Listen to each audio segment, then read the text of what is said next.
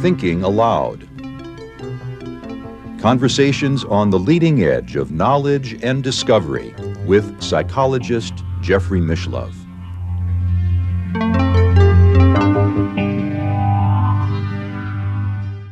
Hello and welcome. I'm Jeffrey Mishlove. Today we'll be exploring 20th century mysticism in America. My guest is Ronnie Pontiac, who worked as Manly P. Hall's research assistant, screener, and designated substitute lecturer for 7 years.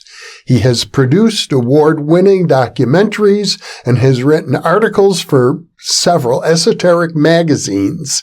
He is author of American Metaphysical Religion, Esoteric and Mystical Traditions of the New World. Ronnie lives in Los Angeles, and now I'll switch over to the internet video. Welcome, Ronnie. It's a pleasure to be with you again. Oh, thank you so much for having me back. I really feel honored. We've already done 2 interviews on American metaphysics. We focused on the 1700s, on the 1800s. This time we're going to focus on the 1900s, on the 20th century, a century in which I have certainly lived the majority of my life, and I suspect you have as well. Mm-hmm. And I think a good place to start would be with your mentor and colleague, Manly P. Hall. Yes, he certainly is, to me, representative of occultism in the 20th century, but he goes beyond that because while he had a deep interest in the occult, was fascinated with all religions, all traditions. The most established and the least well-known were all equally valuable to him. And in them, he found wisdom and often found great similarities, which perhaps is no surprise since all of these are based on human nature, and we're all human beings. So he spanned the century. He was born in 1901. He dies in the 90s. He saw so much incredible change. For example, he was born originally in Canada, and he was raised by his grandmother. She was somebody that was deeply into theosophy, and she had a good bookshelf of esoteric books. And so while kids his age at the time were trading baseball cards, and they did have baseball cards back then, he was reading Isis Unveiled and The Secret Doctrine and absorbing all this arcane knowledge. He got a job working as a clerk on Wall Street, and the story goes that he saw someone commit suicide due to a terrible financial loss. And he just felt that the whole environment there, although there was the promise of great wealth, was something that held no interest for him, and he didn't want to be around it. His mother, who had left him to be raised by his grandmother, was a chiropractor who'd gone off to Alaska to work on the gold miners up there, but she had recently returned to Los Angeles, where she settled down. And he decided to have a reunion with her, and he came all the way out to LA, arriving in 1919 when he was 18 years old. And at that time, Los Angeles had wooden sidewalks and a great deal of interest in metaphysics. There were oil derricks on the beaches with people sunning under them, but there were also these small houses, really kind of beach shacks, in which lived mediums and card readers and every kind of prognosticator and fortune teller. And there was beautiful flowers that went all the way up to the sand back in those days because it was so undeveloped. He was pulled into the sphere of the Rosicrucian Fellowship because his mother was very interested in that particular teaching. This was after Max Heindel, the founder of it, had passed. Mrs. Heindel was running it. And Mrs. Heindel recognized in Manly Hall this brilliant youth who absorbed all the information they could give him as fast as they could give it. So they taught him astrology. They taught him about publishing. They showed him how a small organization like that runs. And they even taught him about bookbinding. He came to Los Angeles then ready to lecture. And one of his very first lectures, possibly the first, was given at the home of someone named Warren Lloyd. And a fascinating family, the Lloyds, that had a big influence on Manly Hall. And they were mentors often to budding young talent. So, for example, Carolyn Lloyd and her daughter, Alma Estelle, had met the Chandlers, Mother Chandler and her son Raymond, on a boat coming back from England, and found out that they were going to be in Los Angeles and they were looking for somewhere to stay while they settled down. And so they were given free run at the Lloyd's house. And in fact, Warren got Raymond a job at the creamery where he worked. And Raymond worked his way up to vice president, but he drank himself out of the job by drinking on the job and became a famous writer of mysteries and suspense and about LA in particular, the noir writer that we all love. Manly Hall gave one of his very first lectures in that same house, possibly with the Chandlers there. And Warren liked to have seances and Ouija board sessions after he had parties, but on this particular night, he featured Manly Hall. Now feeling more confident about his ability as a lecturer, he was invited to lecture for the Church of the People at Trinity Auditorium in downtown LA.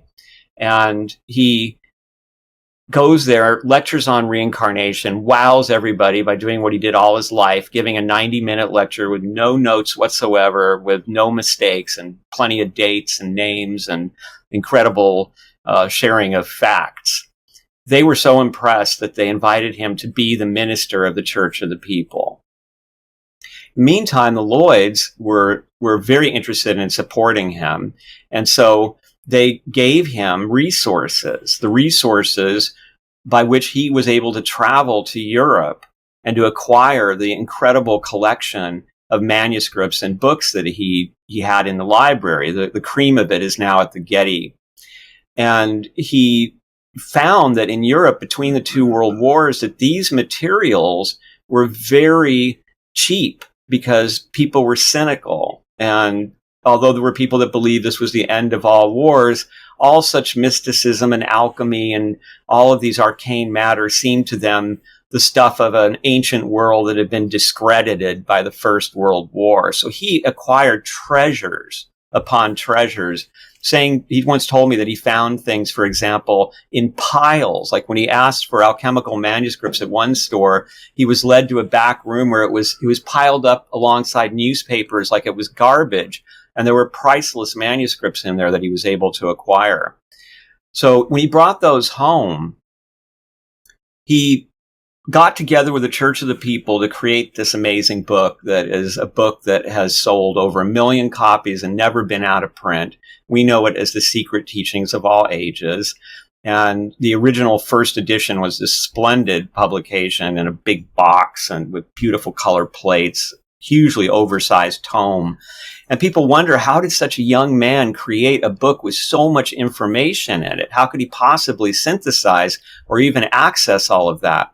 But it was really the natural result of what was going on in his life. He had all these materials. He told me that he was very struck by the idea that all of this could have been lost during the world wars and during other wars that were bound to occur. And so even beyond that, people had no idea what was in these manuscripts. He wanted to create a book that would gather all of these almost forgotten treasures that could be so easily lost. And so they would be preserved and they could be shared with anybody who had interest in them. And so the Church of the People helped him out. He told me about how there was a house and they would all gather and there would be people in different rooms and there was paperwork all over the floors and copies of things. And they were saying, we should do this here and put this illustration with this part. And he was directing and supervising. It was his vision, but he had a whole community helping him put this together. And he continued to be influenced by the Lloyds, who Caroline was a sculptor who had studied under one of Rodin's studio assistants. Her daughter, Alma Estelle, had an apartment in Paris where she hung out with people like Man Ray and Hemingway. And so Mr. Hall at that time he studied, I think with Caroline, how to sculpt. And he did this bust of Madame Blavatsky, did a bust that was a self-portrait of himself. And eventually, Alma and her mother gave him a bequest of royalties that lasted most of his life. They were oil heiresses. And so they took a small percentage of the cash flow that was coming to them, and they directed it to him. And this enabled him to get a good start. Now, that wasn't how he got by. He made very wise investments in all sorts of ways. He had very good people who helped him keep the Philosophical Research Society going. He invented this thing called the Philosophical Research Society, which was an auditorium where he would lecture every Sunday at 11 a.m. for $1 for decades. And it had a beautiful library with all this wood paneling. I mean, just gorgeous. It housed over 50,000 volumes of books on the esoteric. And it had a really adorable little gift shop with all kinds of little treasures in it. His own office, which was also filled with treasures. And then an upstairs with offices for the staff, a small shipping room next to the gift shop, and a small lecture room upstairs for lecturing on weeknights about things that were more obscure that might not draw the kind of audience that the big auditorium would. And this was in a Mayan Egyptian kind of style, and in a sort of pinkish amber color. And there was just a general atmosphere around the place of uplift and of refinement and of love of education. And so he became very popular. He was a star at one time. In 1942, after Pearl Harbor, he lectured on America's secret destiny at Carnegie Hall, and he set attendance records. He would lecture in Chicago, and he told a story about how this wonderful, expensive coat that he had was stolen, and that Al Capone made sure that he got it back. He was that famous and that respected and that popular. And when he opened up the Philosophical Research Society, he became a center of culture in Los Angeles. He was friends with mayors. He was said to be an influence on the American exceptionalism of Ronald Reagan when Ronald Reagan was a governor. He wasn't a particularly political guy, but I think that he was trying to inspire people to believe that America had a special destiny and to live up to that. When I got there, which was in the 80s, he was in his 80s, and most of the people around him were in their 70s and 80s. At that point, the place was run almost entirely by women. It turned out it was really due to the fact that their husbands had passed away one after the other. They had been the ones who ran the place, and so the wives took over. And it was an amazing community, so generous with information and resources, and so encouraging to people like myself who came in there knowing next to nothing. And yet, at the time that I knew him, it was very humble. And that's probably a big reason why I was able to become friends with him, because earlier in his life, he was quite an illustrious character surrounded by all sorts of people, and everybody wanted to see him all the time. When I saw him, the place was relatively quiet and had a mostly older following, and it was beautiful. It was really a wonderful place to be. He hasn't really received the respect that one would think he deserves, having written so many books and given thousands of lectures and written so many journal articles and had such huge influence, really. There's almost no area of esoteric studies where you will not encounter something that he's written if you're researching. And of course, his Secret Teachings book in particular has been a book that many people, including myself, began their journey by reading. And having published this book, and because people know that I knew him, I get to hear a lot of really cool stories about that, about people who found that book and how it changed their life. I believe today he's starting to get more respect, even in academia. And I'm really glad to see that, because although a lot of his scholarship was dated, he was dependent on the people that he was drawing from. And there's been so much incredible research since the days that he wrote most of his books that have changed many of the facts. He nevertheless suffused all his work with a great wisdom that seems to to feed the human soul like no other. And he was capable of great scholarship. He did things, for example, like he was one of the very first people, as far as I know, to ever write about Shingon Buddhism in America in English. I gather that he also was a practitioner of Buddhism. It's interesting. I actually asked him about practices. And at that time in his life, he was very fascinated by various Asian traditions, Taoism, and definitely by various forms of Buddhism, especially by Shingon Buddhism. And so, but as far as practice, he told me that he did not really need to, for example, sit down and meditate twice a day, as many people were doing. That for him, that his work and his day-to-day living was a meditation, and that he was doing something similar to the Zen walking meditation, trying to create a state where he was constantly connected meditatively. And he also taught me the Pythagorean recollection, where at the end of the day, you look back over the day backwards and you see where you could have done better. And he really recommended that as an excellent way to improve your life. So he really gathered practices where he found them. But he was very fascinated at that point with Buddhism, and he was trying to accomplish a dream of his, which I helped him work on, which was he wanted a companion volume for the secret teachings that would do for the East what the secret teachings had done for the West. And he gathered these materials. We had a big folder. He would give me stuff when he found it. I would go looking for things. But even then, there was already just beginning this huge wave of Buddhist studies. And the vision was opening. The horizons were opening. We had companies like Shambhala and Snow Lion publishing work by Tibetans about Tibetan Buddhism, so we weren't getting it secondhand anymore.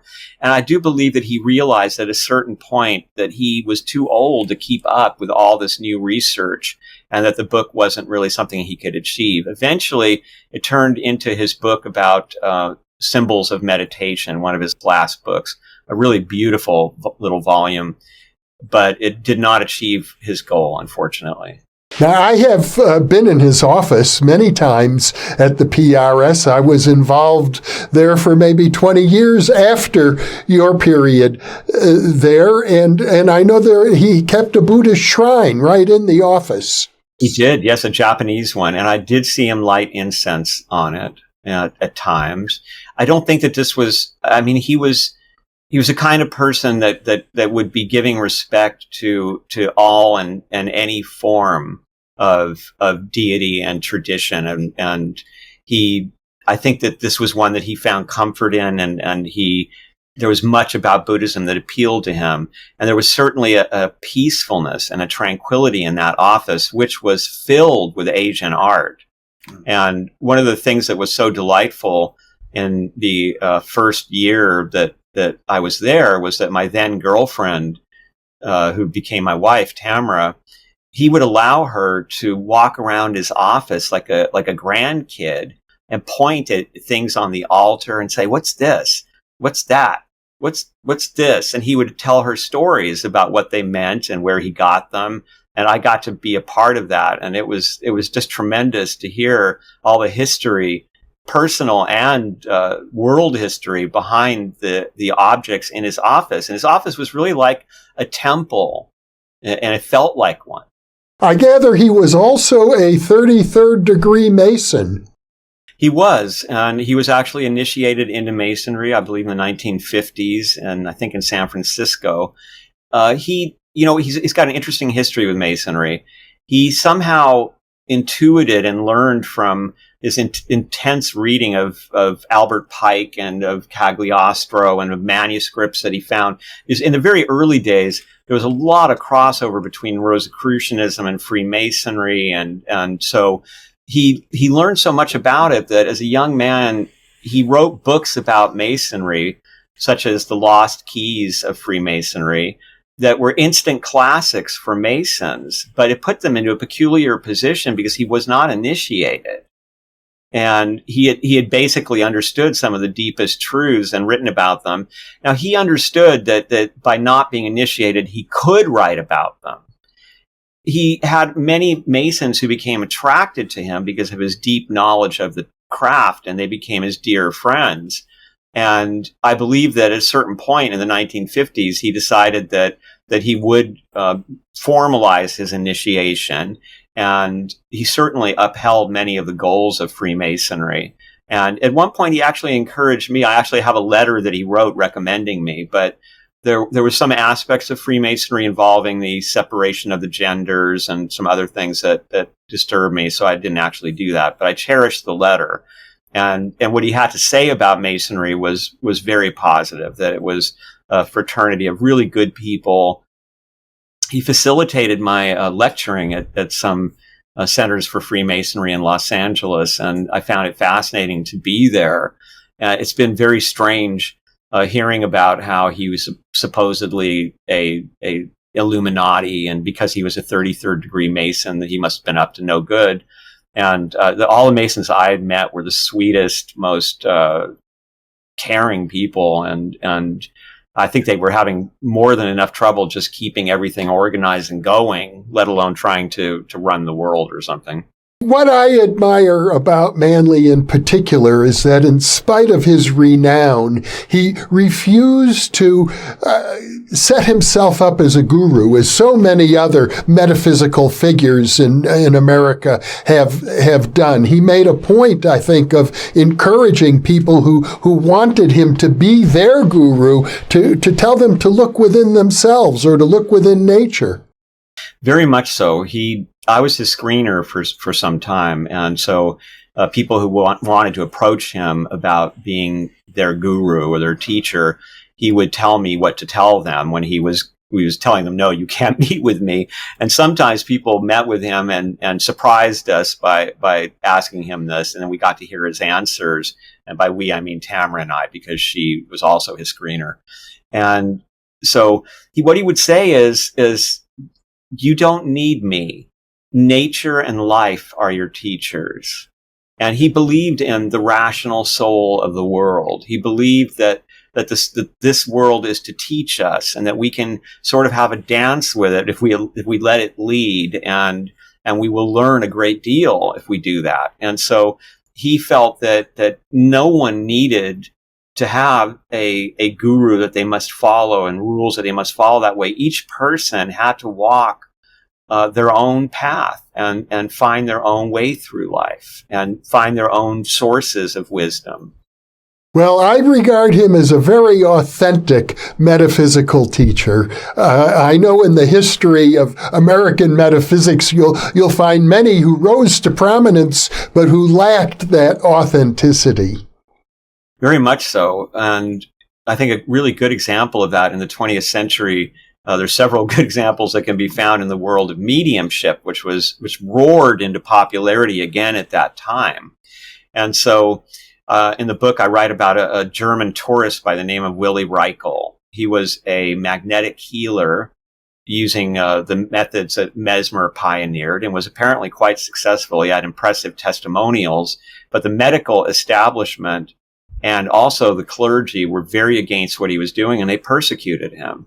He had the means to travel, so he traveled around the world. He went to all kinds of exotic places, trying to learn about local beliefs and trying to expand his own healing ability and his own knowledge of the esoteric. And one of those exotic places that he went was the United States of America. When he first got here, he went to New York. He had some sessions there with some well-known people, and he says that he wasn't very impressed. Now, most likely you or I or any of your listeners would be impressed by what happened, because he experienced a friend of his who had passed away speaking to him in German about detailed aspects of their lives together. But for Willie, that wasn't good enough. He was looking for really dramatic evidence. And he was devoted to the idea that when he found it, he would try to introduce scientists so that something could be proven. Because he pointed out that most of the people that he ran into who were mediums or fortune tellers of any kind were frauds. And many of them were really just ignorant people. But every once in a while, he found somebody who said and did things that were just completely inexplicable. And he was looking for those examples all over the world. He moved to Los Angeles, like so many others. He was drawn here who have interest in metaphysics. And he left beautiful descriptions of Los Angeles in the very early days when, for instance, Hollywood was a colony of French people. And it was just a much different kind of environment. They used to sleep out on the porch, he said. No one even had locks. And he loved it at first, but then the sunshine bored him, like so many transplants here. He went up to San Francisco where he met the amazing Mr. Miller. Miller was a materialization medium and also an apportment medium. And he had a little ad in the local paper in San Francisco that said for 50 cents, you could come to one of his sessions and you could speak to any relatives or friends who had passed on. He ran an import business of Oriental, as they called it then, furniture and art. And in his spare time, he did this mediumship work. So Willie went to a session and was extremely impressed. He was able to see a friend of his who had passed away begin as a small little blue flame that over a minute and a half or 2 minutes grew into a figure that exactly resembled his friend, wearing a white robe, and who talked to him not only in German, but in the same dialect, obscure dialect of where they grew up, and knew incredible details about their lives and the lives of their friends and family. Well, Willie had a question for him. He said, how come you're wearing a white robe? In Europe, usually the spirits show up dressed in the uniforms or the clothes that they were buried in. And the spirit explained, well, that's harder to do. But if you come back tomorrow, I'll do that for you. So Willie came back, and sure enough, the spirit manifested again. And this time it was wearing the correct outfit for how Willie had seen him in the coffin prior to the burial. And I believe this was also an obscure uniform of some office that this person had held. And so meanwhile, while this is happening, there are other people in the room receiving the same kind of visitations of these full-blown spirits talking to them many different languages. And Miller is talking to people. He's chatting. He's not even seemingly involved. So this really impressed Willie, who came back multiple times, and he also experienced apportment. So a watch that he had lost months before he had met Miller was suddenly given to him at the seance by a spirit. Even the medium himself was apported from his cabinet on the floor of the first floor room into a second floor room directly above with a locked door. And he claimed to have caused great pain for him in his chest, and he was very weak after the experience. But Willie and others had examined every aspect of the place. There were no trapdoors. There was no way of explaining it, they thought, except apportment. With this kind of impressive evidence, Willie approached scientists in Europe trying to set up a visit either way to San Francisco or for Mr. Miller to go to Europe. And eventually there was a trip to Europe by Mr. Miller. And in some places he was very impressive. He was tied down in one place. His hands were tied up, his legs tied. He was gagged. He was blindfolded. And he still produced manifestations in a room that he had never been in before, and wearing clothes that he had never worn before, and impressed the people who were there, scientists who were there to see if this was legitimate. But he got caught repeatedly after that in ridiculous acts of fraud. For example, he said that he could produce the thumbprint of a famous person who had passed, and instead it turned out the print that he produced was the print of his big toe. And we're left to wonder, how stupid. How did he think that people had a copy of the print, they were going to compare it. He wept and said that the spirits had tricked him. that he had not used his big toe and he didn't understand what had happened. But then he got caught again, and he got caught again. This is a good example of how there's something inexplicable is happening. There is some sort of talent that this person has, that these things are happening around them. And they begin to become well known and to make money and to have importance. And then they feel insecure. Their power maybe starts to slip away from them. And they begin to invent these fake approaches. And this was very common in the world of mediumship, which was already rife with a terrible amount of fraud. Because, for example, in one town, the local mediums had hooked up with the stockbrokers, and the mediums would push the stocks that the stockbrokers wanted to sell, and the stockbrokers paid off the police so that there wouldn't be any problem, and a whole bunch of money was made.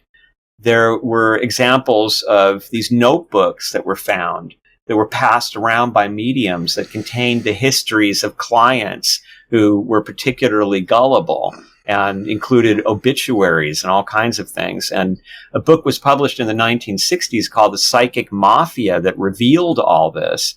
And the poor fellow who wrote it, who was a medium, who was a fraud, but who said that he believed that there were people who were legit. And he was just trying to warn people to stay away from it unless you yourself were practicing it, because otherwise you were probably going to run into a fraud. He wound up getting shot at the first time and then shot and wounded because he was taking away the livelihood of people, and he was impacting a very lucrative area of crime for organized crime. So the same kind of thing happens among metaphysical teachers. We have examples of all sorts of people who try to present themselves as above all that. And I like to use the contrast. So one of Manly Hall's friends was Krishnamurti, and Krishnamurti was somebody who had been chosen by Theosophy as a world messiah. He got the ultimate setup, and he was educated. He was this very attractive young man, very eloquent. And when he reached maturity, he walked away from it. He said, I am not the world messiah. I don't wish to be part of any of this. And he became a teacher and an author, and mostly around Ojai, California. And he became a good friend of Manly Hall's when they were both young.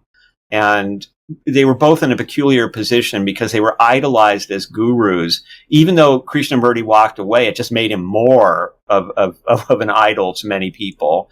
And when he tried to lecture to people, he was always telling them that they had to learn understanding, go inward, and that they couldn't rely on gurus. And yet people would become slavishly devoted to him as if he were a guru anyway.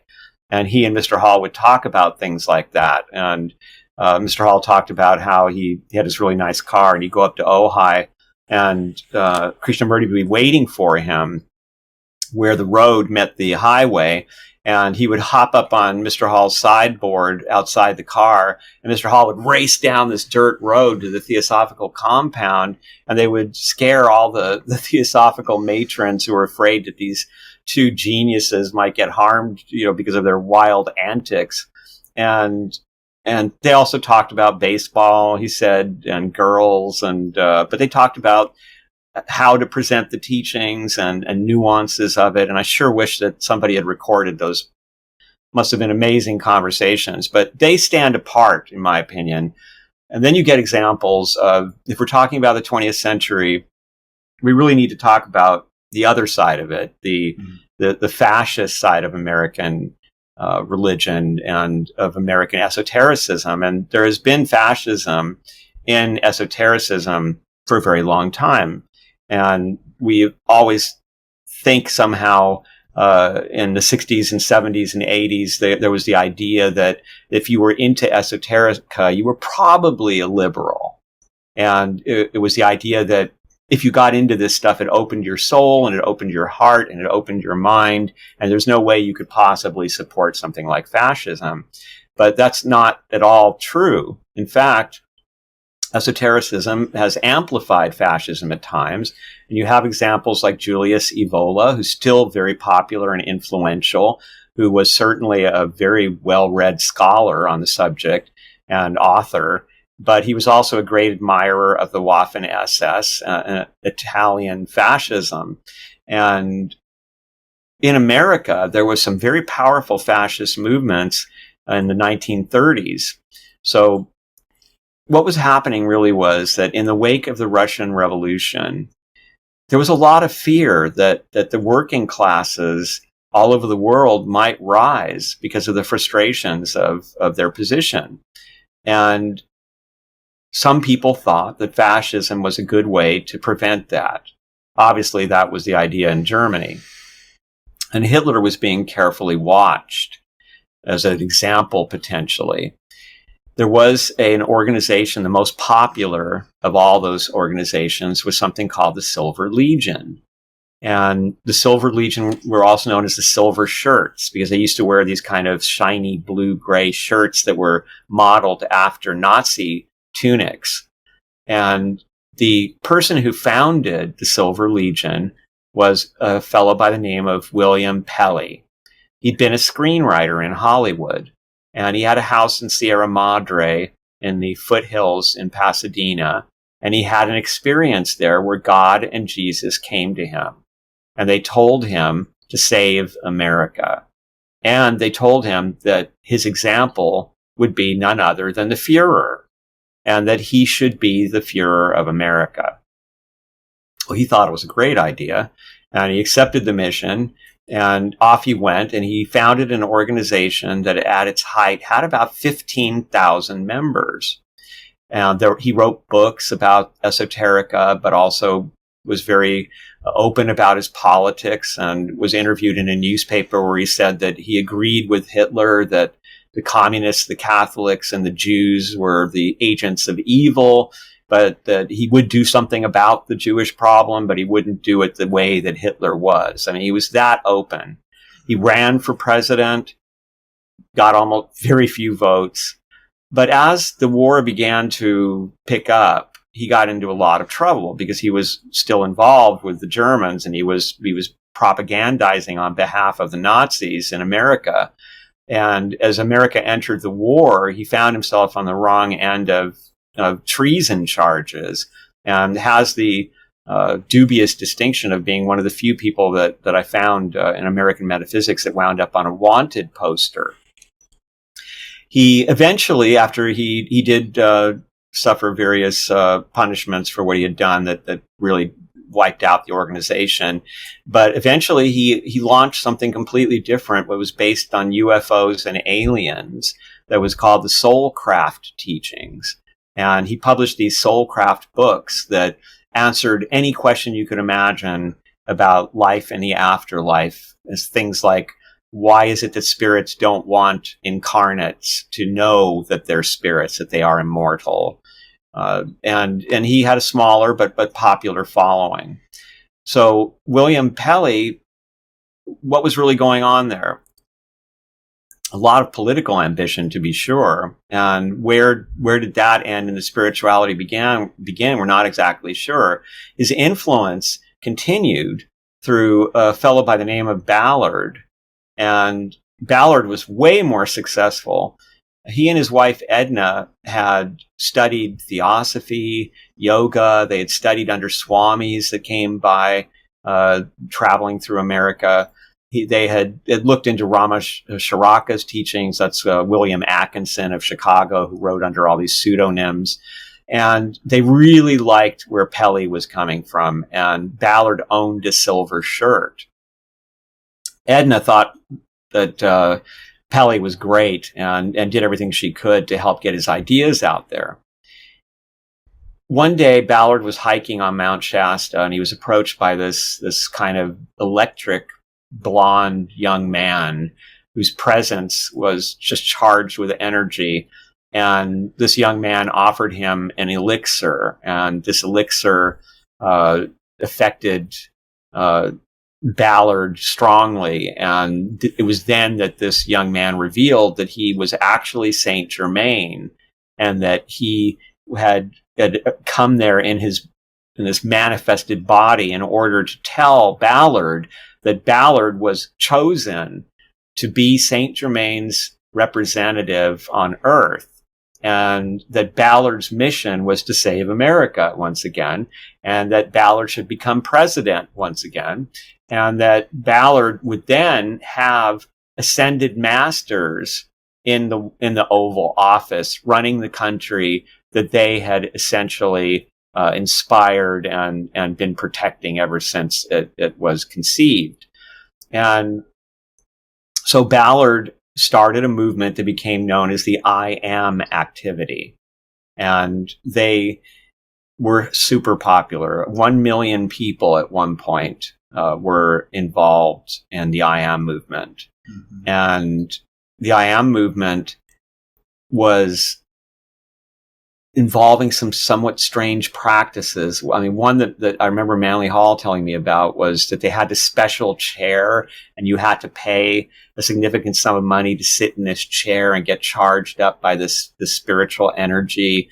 And there was stories that they would have to, every morning they would have to decree, like, I decree that I shall be free of poverty. I decree that I shall be healthy.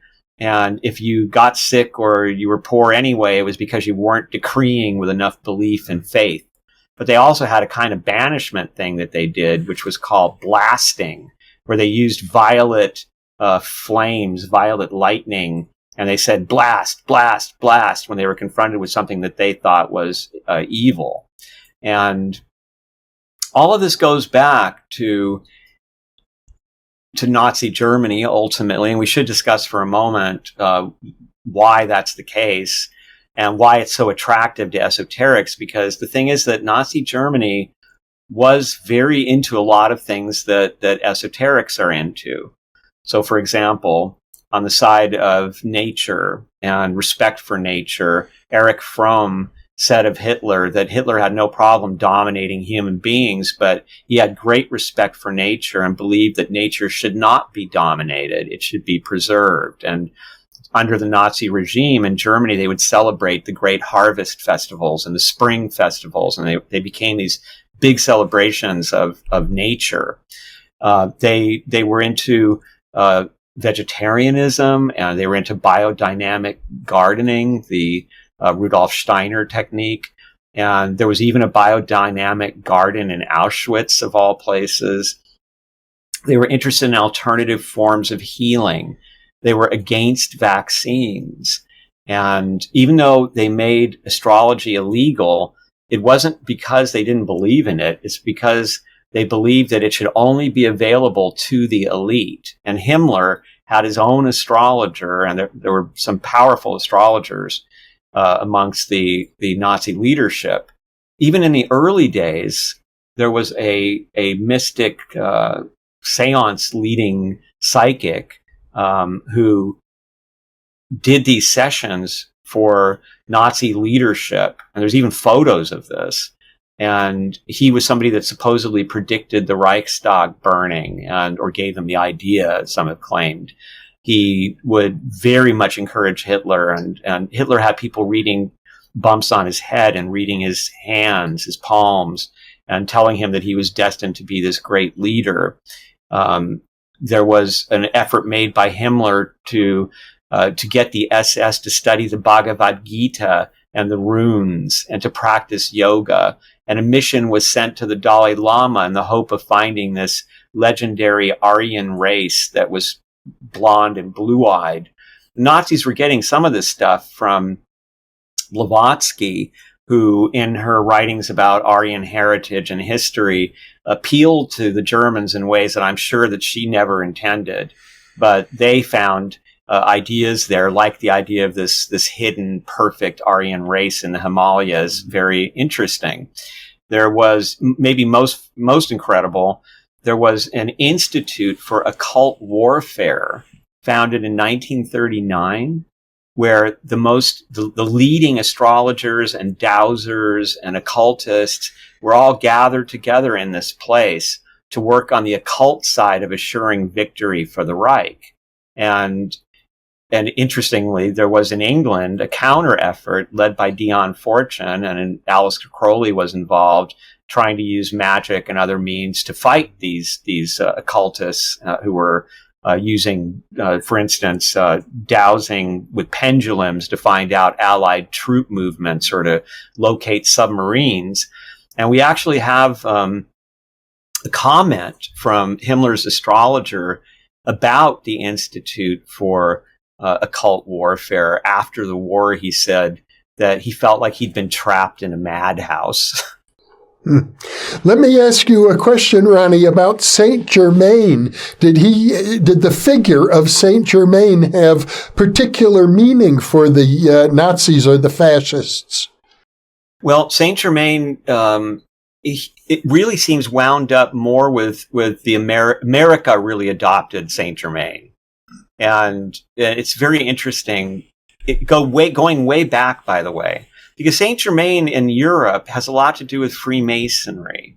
And there were rumors of this man who lived this extraordinary amount of time and that he could make gold and such. And people who met him, he would say mysterious things that made them think that he'd been around all the way going back to ancient Rome. And we don't really know what he was up to there. You know, people have decided he was an initiate, but this could have all been some sort of posture that he was taking that helped him achieve his goals in life. And one of his goals was to help to forward Freemasonry.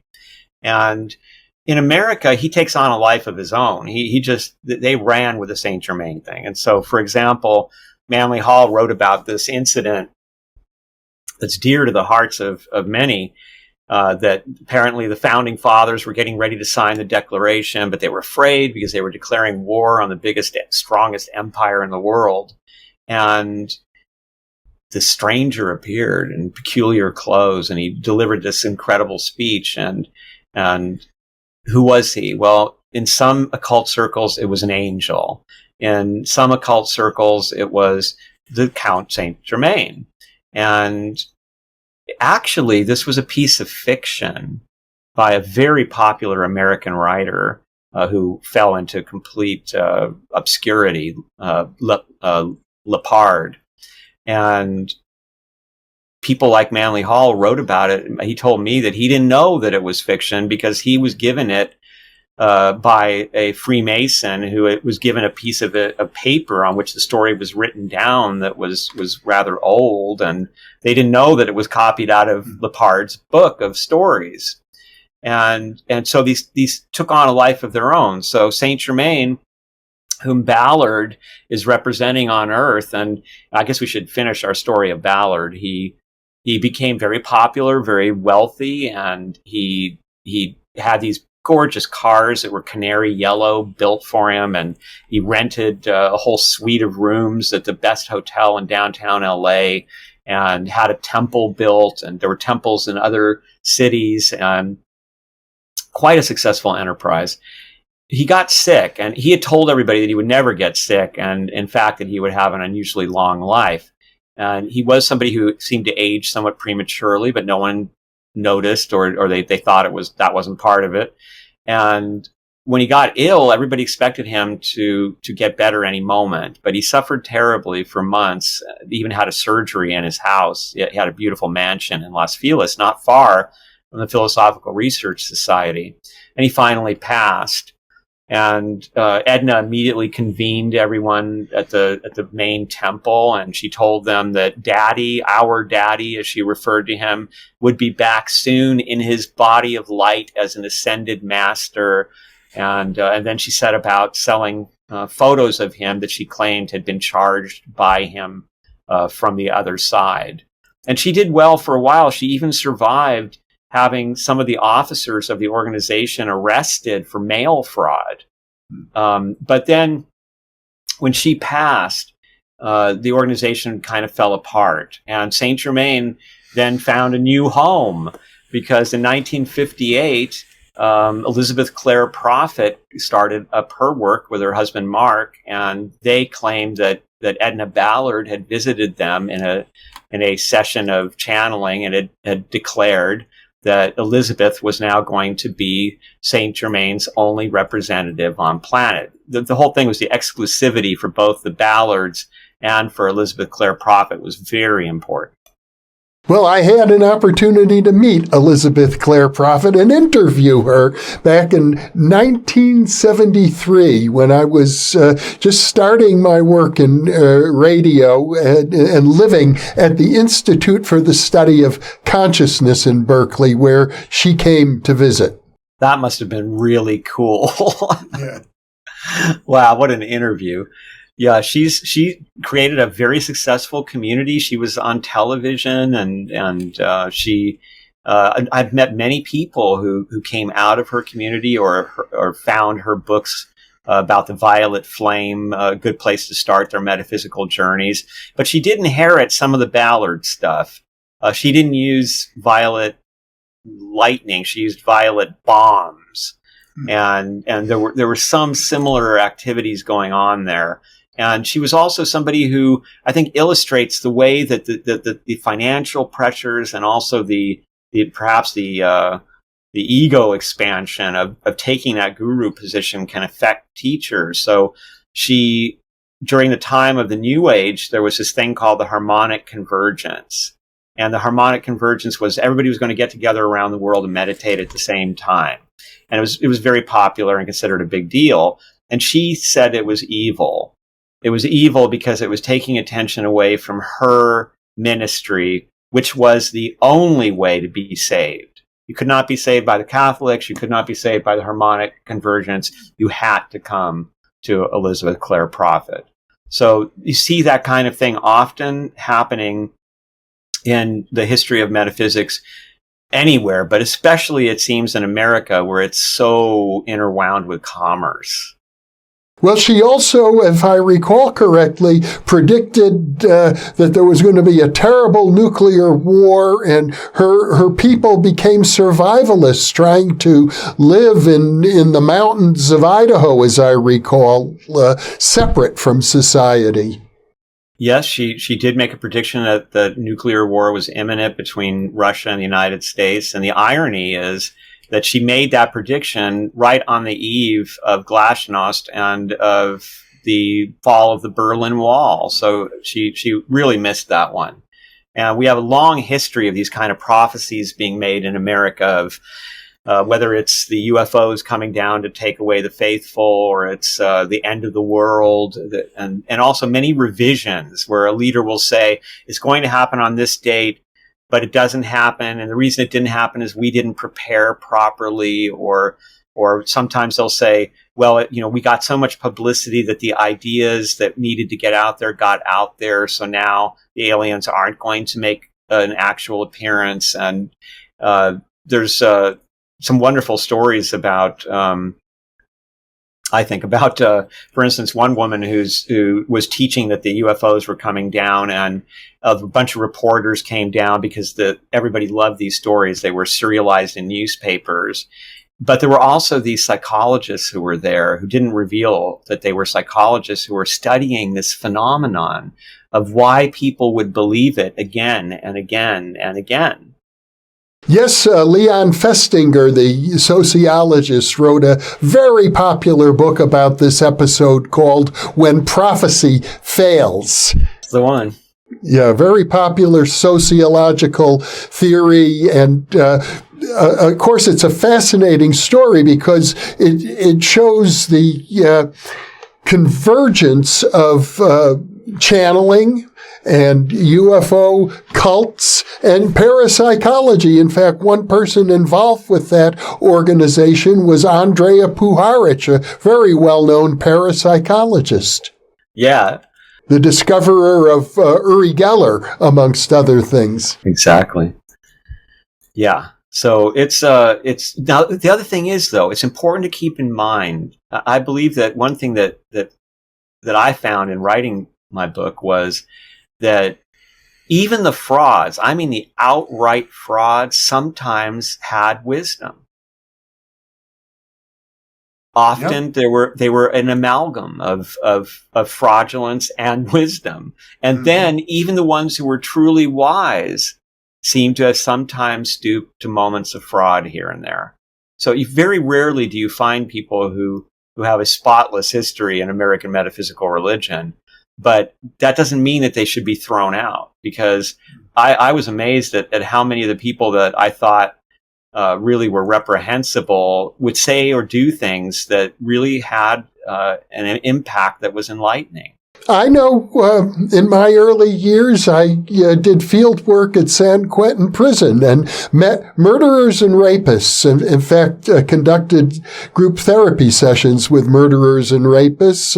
And I discovered that they, too, had moments of great clarity and wisdom and kindness as well. So it has something to do, I suppose, ultimately with human nature. Yes, it's coincidentally a book that I co-authored was published yesterday about the Orphic Hymns, and in the Orpheus mythos, there is the idea that all human beings are partly made up of Titans and partly made up of Dionysus, of the divine, and so we have within us the very worst, and we have within us the very best, and it's a process of purification that are lifetime after lifetime, so that we can purge ourselves of the Titan and claim our divine heritage. And so the famous Orphic saying is, I am a child of earth and of starry heaven, but my race is of heaven.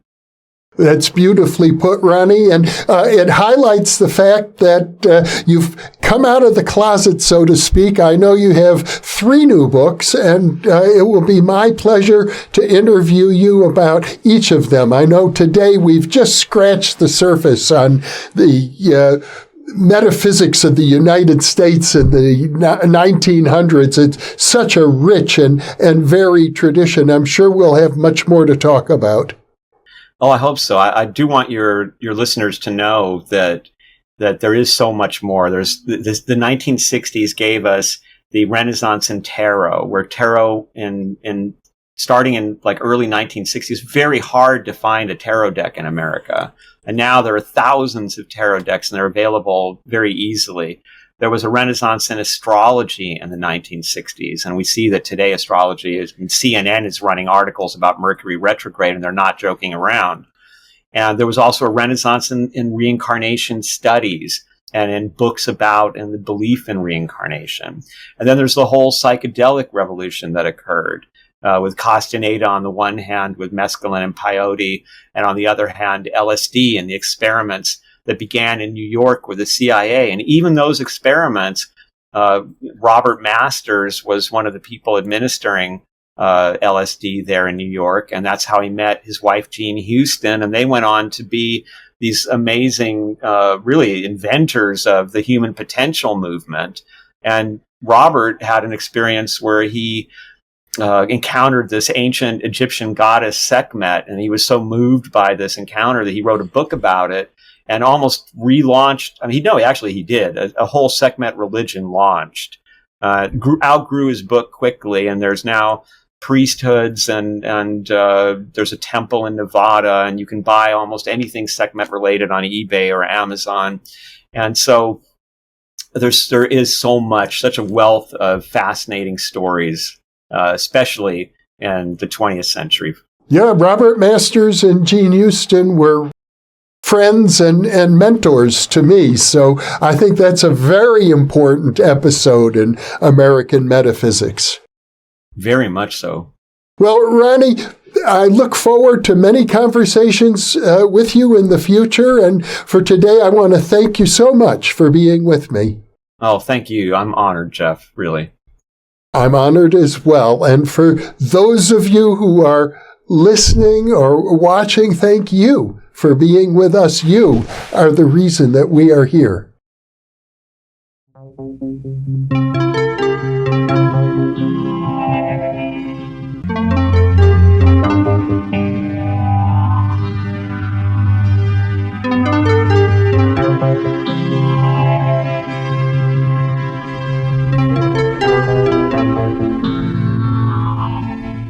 I imagine that by now many of you already realize that, in conjunction with White Crow Books, we've just launched the new Thinking Aloud Dialogues book imprint, and our first title is There Life After Death?